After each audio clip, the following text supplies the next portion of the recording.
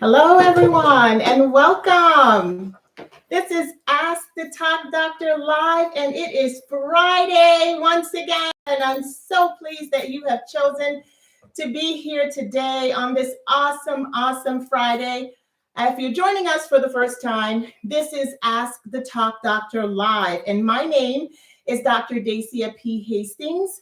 I am solo today, as you can see, without my beautiful co host, but she'll be back with us in a couple of weeks. She is just on assignment, and that's okay because we are here and you will be my beautiful co host today. So, I'm a psychotherapist, speaker, consultant, and life coach. You can find me on my website at TheTalkDr.com or right here on Instagram at TheTalkDr or on YouTube and Facebook as well. So, what's Ask the Talk Doctor Live? Well, it's a weekly show that addresses relevant topics: health, mental health, well being, relevant topics that occur in our everyday life. And people can come to this show and gain support and resources, or just a place to be in the moment and decompress, because that is what we are all just needing today. You can catch our previous episodes on YouTube at The Talk Doctor. And how do you send us questions for this very wonderful show, Ask the Talk Doctor Live? Well, you will simply send your questions to askthetalkdoctorlive at gmail.com. And we try to take as many questions as we possibly can. Sometimes they're aired on, future shows. So just keep sending them in because we want to be a resource for you. You can also place your questions in the comment box here when you join. And again, this is a safe space. We want you to feel comfortable and secure as you join us. And so we try to be a resource for you. So please don't be shy about placing your questions. This is episode 12. Woo! Oh my goodness. I cannot believe we have made it to episode 12. And I am so super excited because our theme for today is phenomenal women are resilient. Let's get a woohoo from all the women who are joining today. All of you who think that you are phenomenal women, or if you're not a woman, but you have a phenomenal woman in your life, yes, go ahead and just put up that woohoo, because it is so important for us to acknowledge ourselves and to validate ourselves. So we're talking about resiliency. What exactly is resiliency? Maybe you've heard the word tossed around before from time to time. Resiliency is that word that when you think about it, you think about bounce back. And truth be told, we were made resilient beings.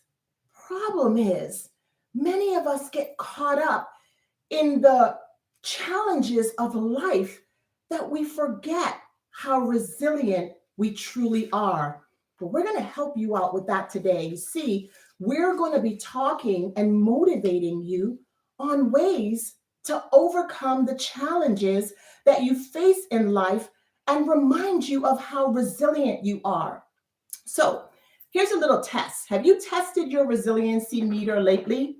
If you've not done so before, we'll do it here live on this show today. And here's how we're going to do this. Check the box or give a thumbs up or raise your hand or stand up wherever you are if you fit any of these descriptions. If you've gone through a global pandemic and lived to tell the story, then you are resilient. If you have ever experienced an eviction or foreclosure, then you are resilient. If you've ever lost your home or wondered where you're going to sleep, then you must be resilient. If you've ever been broken up with, gotten a divorce, lost your job, if you've ever lost a parent, a child, or a loved one, then you are some kind of resilient. I believe that women check all those boxes and more. You see, we serve as the conscience and strength of the world. Just think, none of us would be here without God and of course, a woman who brought us all into this world with such resiliency. Women around the world show their strengths in many diverse ways, and that's why we're celebrating women in history today. Whether they live in the backwoods of an uncivilized territory or they serve on the board of a Fortune 500 company, women are the voice of the voiceless, the strength of the hurting, the overcomers of the odds, the hope for the hopeless, the fighters for the rights of freedom, the ones who find solutions when there seems to be none. Phenomenal and resilient you are. And I'm so proud to say that I truly feel that I am a phenomenal and resilient woman. I believe I use my superpowers on a day-to-day basis to harness the power of resiliency. So I'm so pleased today because I'm excited to be able to talk to another phenomenal woman who will join me today on this show, Ask the Talk Doctor Live. I'm pleased to have with me today our guest and my co-host for today, Judge Tara Fentress. And I hope she has joined us here. I don't see her here yet. Yeah, she hasn't joined us just yet. So we'll give another minute and see if she will come on. That's okay. She should be with us shortly. We'll just continue to have this conversation until she joins us. Just give me a second here. All right, she should be joining us shortly. So, in terms of us really talking about what it is like to be a phenomenal woman of resiliency, I'm going to go ahead and share with you some practical tips. Practical tips to harness your power of resiliency, because you've got to remember that we all have resiliency within us, even though we don't always know how to harness it. Now, one of the things that you should know about your resiliency is that resilient people, they get that suffering is a part of life. Stuff happens, but you don't get to be exempt. Unfortunately, in life, some of us walk around with a victim mentality, but not people who are resilient. There is no woe, it's me. There's how do I move to the next level in spite of what I'm dealing with. So resilient people get that suffering is going to happen. And unfortunately, we were not promised that we would not suffer in this life. We were promised that we'd be seen through the suffering. And we have everything that we need within us to be able to get through those tough times. And that's what it's about. You see, if I asked you this question for a moment, how do you consider yourself? Are you a plate? Are you a sandbag? Or are you a rubber ball? And many of you might stop to think about that for a moment and you might say, perhaps I'm a plate because I'm a container for everybody's stuff and mine. The bigger your plate, the more you pile on it. So we would think that a plate is useful, and in fact it is. You see, a plate holds many things. It's a place where we place our food, where we might place something to offer to someone else. But see, the problem with the plate is when it falls to the ground, it breaks. And that's it for that plate. And then I might ask you, well, are you a sandbag? And you might pause and think for a moment and say, there's been times when I've served as an anchor for someone because a sandbag does just that. With its heaviness, it serves as a way to anchor something to the ground. It also serves as a way, perhaps, to keep the floodgates from coming in. Sometimes you may be in a flood area and you may need sandbags from time to time. So they're very useful. The problem with the sandbag is when it falls to the ground, it just kind of sits there, does nothing else. But oh, the third one, that rubber ball. And you might think to yourself, yeah, I'm a rubber ball, but not really recognize the significance of that rubber ball. You see, when a rubber ball falls to the ground, it's not just going to stay there, it's going to bounce back. And the beauty of that rubber ball is the harder it falls, the bigger the bounce back, the more that it's going to come back. So I want you, as you think about my tip number one, suffering is a part of life. Get that as a resilient person, but realize your bounce back power as well. And the tougher the problem, the tougher the trial, you're coming back bigger and better than ever. The second tip I want to share with you is that you've got to choose where your attention goes. Where your mind goes, there you go. And at times, you may feel that you're in such a dire situation. But the way you think about your situation is the way that your mind is going to direct you. So are you going to be somebody victorious or think from a victorious perspective? Or are you going to think from a victim perspective? You see, the mind is so powerful that when we choose our thoughts, there our feelings go. And where our feelings go, our behaviors go. So if you want to think of yourself as somebody that's an overcomer, you've got to think with an overcomer mentality. Finally, the third one is that you've got to constantly check in with yourself. And you need to be asking yourself two very important questions each and every time you go through challenges, or even on an everyday basis for that matter. We have so much to contend with in this world today. We have so much that comes at us on a day-to-day basis. The thing that we have control over is the way we think. So you've got to ask yourself a very important question. Are my thoughts harmful or are they helpful? You want to be thinking helpful thoughts because helpful thoughts are going to bring you hope.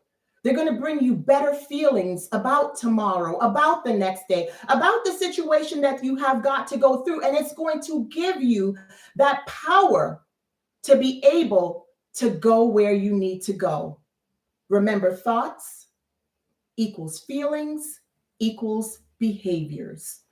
And so it's important for us to examine ourselves and ask, resilient women, resilient men, whoever you are, ask yourself every day, are my thoughts hurtful or are they helpful? And that's what allows you to harness that power within, that you have to tap in to the very resources that you have within you. So I hope I can bring on my guest here. Let's see if she has joined us as yet. Haven't seen her yet. I hope everything is okay on her end. She's not come on with us yet. So what we're going to do is we're going to just keep this going. We're going to shift gears a little bit because I don't really want to give you a sneak peek as to who she is until she's ready to come on. So what we're going to do is we're going to go ahead and switch over to that very segment where we help to support you by taking your questions. So this is a space in which we are going to actually take some questions as have come in. And if you have a question that you do want for us to address, go ahead and place that question in the comment box at this point in time. But I want to thank you guys who have been sending in your questions week after week. It's so very important to us and to this show and to all the people who choose to give themselves this time and join us. So our first question that we got, and this is a really interesting one. This person writes to us and says, I'm a professional woman and I work long hours. When I'm off on weekends, I want to rest, I want to relax, and I want to have some me time. How many of you can relate? Just give me a thumbs up or, some kind of acknowledgement that you perhaps can relate when you want some me time. And that's okay. We all need me time. But here's what this person says. She says, I find that being around them all weekend long is emotionally draining. When I return to work on Monday, I'm exhausted and I'm miserable and I don't feel rested. I do have some health issues that are contributing to my often feeling exhausted. And I've tried to explain to my husband that I need some alone time at times. But instead of understanding, he resents me and he doesn't understand my need to have me time. He thinks that my weekends off should be an opportunity to get out and do things with the family. Am I being selfish? What should I do? Great question that person posed, because I know many of you phenomenal women who are on right now can relate. Me time is so important. When we talk about self-care, we talk about spending time with you and really nurturing your soul. But here's a situation that this person has posed to us about balance. This person is crying out for some alone time because she recognizes that she needs that time to decompress, rejuvenate, and start the next week. However, she has a family. And so how does she go about doing so? Now, I want to address her first question about, am I selfish? And women, listen up, because oftentimes we think that if we ask for our own time, that it's selfishness. But here's the thought. Self-care is not selfishness, but rather self-preservation. So first of all, you've got to get in that mindset of thinking from a self-preservation perspective. Oftentimes we shy away from doing things for ourselves because we think that other people are going to regard us as selfish. And I've said on this show from time to time, you've got to replenish your soul and your spirit so that you give to other people the best of you and not the rest of you. Because if you're dragging around exhausted, you're giving people your leftovers. You're not fulfilling your purpose and your destiny in life because you are too worn out to be able to do so. So the question here remains, am I selfish? I would venture to say no. But I would also say the no with a caveat. How well are you balancing things out for your family? How well are you communicating the boundaries within that household in terms of when it's my time and when it's our time? I think there's an important lesson to learn here about balance, and that we all need to find balance in our lives. So if you think that you've had the conversation before, have it again. Talk to your loved ones and let them know. Give them an insight into what you're really feeling. And remember to carve out time for them and carve out time for yourself. Thanks for your question. All right, I'm checking back again to see if my guest has joined me. I hope she's okay. This is so unlike her. I haven't seen her join the platform as yet. So we're going to just keep this going in terms of our questioning. So the next question that somebody put in, and remember, the chat and comment box is open. Go ahead and place your questions in there. I'll try my best to see them from where I am. Yes, thank you all for joining. I acknowledge some people are coming on in. I'm so happy to see you today. Thank you and welcome. Put your questions in the comment box. We want to be so helpful to you. Next one here is, how can I keep my resilience when I no longer feel resilient? You know, I get that. I understand your concern for, whatever the situation that you might be going through. Sometimes we get to the place where we're really crying out, for some help and for some support, and we forget the very thing that we have within us, the very thing that allows us to tap into our inner fortitude and forge forward despite what we might be going through. So here's a person really saying, I don't feel it anymore. I know that I'm resilient, but I don't feel it anymore. I challenge you to change your thinking. I challenge you to change your thoughts. When you change your thoughts, as I mentioned before, your feelings are going to change and you're going to begin to think more hopeful as opposed to more harmful or more deficit thinking. Sometimes we feel like we're so down in the dumps and there is no way out of this, but I challenge you, to every problem, there is a solution. There are options. We cannot forge forward with rigid thinking. Rigid thinking slams the door in our faces. But when we begin to think from a flexible perspective, we recognize that there is more than one way to skin this cat. And I might be down, but I'm not out. I might fall flat on my face, but I'm coming up, because when I fall flat on my face, there's nowhere else to go but up. But you got to clean out your thinking first in order to get there. So, person, if you don't feel like you are resilient anymore, I challenge you and I urge you, change your thinking. Thank you so much for your question. So, my next question is, and let's see if I see anything in the chat. Yes, I get you. Somebody said, I love my peace of mind. I like mines too. Thank you for that comment. So this next person shared with me that they recently suffered a setback in life, and they're asking, how can I deal with the emotions from this setback? Well, setbacks look very different to many different people. Your setback could have been where you lost a job and now your finances is suffering.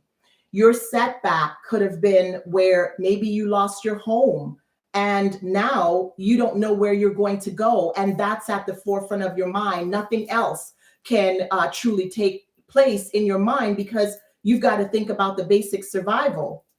Maybe your setback is even that you lost a loved one and now you just kind of feel like, where do I go from here? Again, when we feel that we have suffered a setback, our mindset is really important. You see, again, resilient people get that. I'm going to be down, and I may be down for a short time, but I'm not down forever.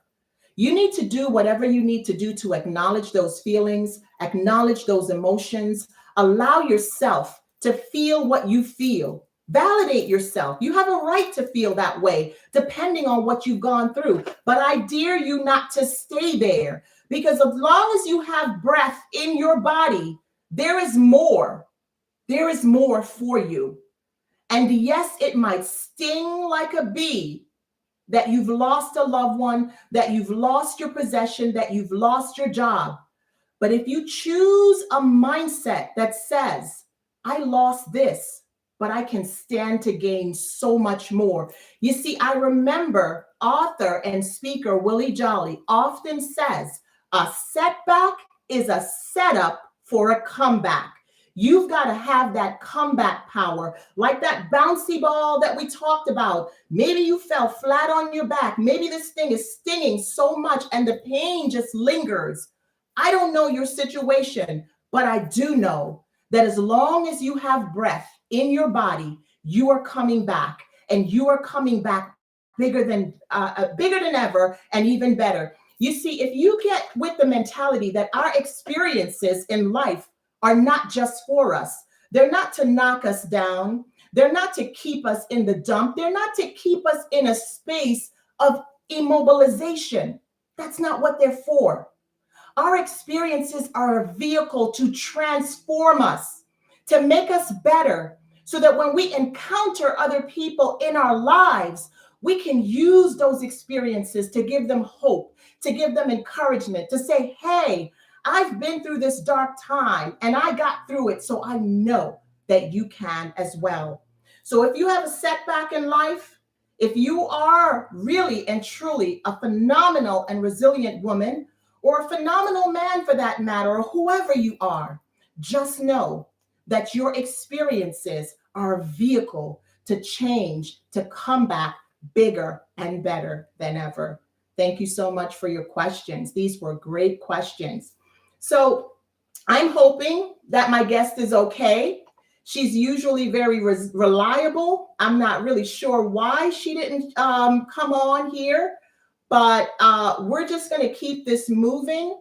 What we'll do is, we'll call this part of our resiliency, part of our ability to keep going despite disappointments. And I know some of you may have joined today to hear her. She truly is a phenomenal woman.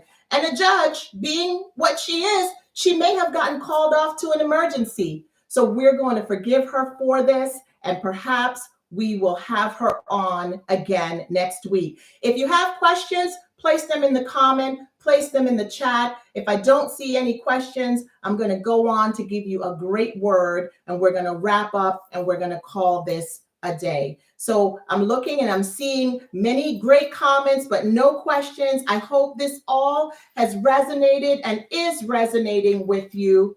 You know, I remember really being able to look up to a phenomenal woman in my life. And, you know, most of you might look at her as being a simple woman. She was a hard worker. She raised 5 girls. And during those times, you know, raising 5 girls is really not the easiest, because I really think that girls need a special kind of nurturing to bring them up to be who they are. And this phenomenal woman that I'm referring to could make $1 out of 15 cents. And my superpower that I gained from her is just that. I can take something small and create something phenomenal. And for that, I'm truly grateful for the mother that I have, that raised me to believe that I can do exceedingly and abundantly more than I can think or imagine, just by the simple fact of how she conducted her life. She was someone who can take something, create something out of nothing.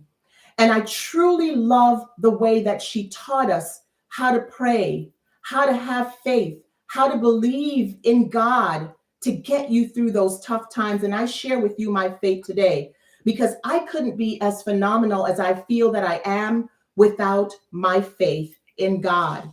So as we close, if you want to know what makes me so resilient, first and foremost, I can't talk about resilience without sharing my faith. You see, I anchor myself in Philippians 4:7. And it says, and the peace of God, which passeth all understanding, shall guard your heart and your thoughts in Christ Jesus. He is my peace. I can't think of my problems any other way without including, how would my God think about this problem? And that's where I find my anchor. And I hope that you will too. So in closing, I want to share a quote by Layla Delia. She said, she remembered who she was and the game changed. If you remember who you are each and every day, despite what you might be going through, game will always change for you. In short, never forget who you are and whose you are. Change the game no matter where you are, no matter where you go. Be a game changer. Color outside the lines. Break through those barriers, because in the words of Dr. Maya Angelou, it's in the click of my heels, the bend of my hair, the palm of my hand, the need for my care. Because I'm a woman, phenomenal woman. That's me. I thank you guys so much for all your love and for all your support and for sharing yourself with me today. I thank you for being here. I'm sorry our guest couldn't come on. I promise you she will be here maybe next week or the week after. Again, she's Judge Tara Fentress and probably got called off somewhere. So we've got to forgive her, live audience. And to you, my loyal co-host, remember, your smile changes someone's soul each day, so be generous with it. That's all I have for now. Remember to subscribe to my channel at The Talk Doctor on YouTube and Instagram, and I will see you next time on Ask the Talk Doctor Live. Thank you so much for being here. Love you guys so much. See you next week, same time, same station.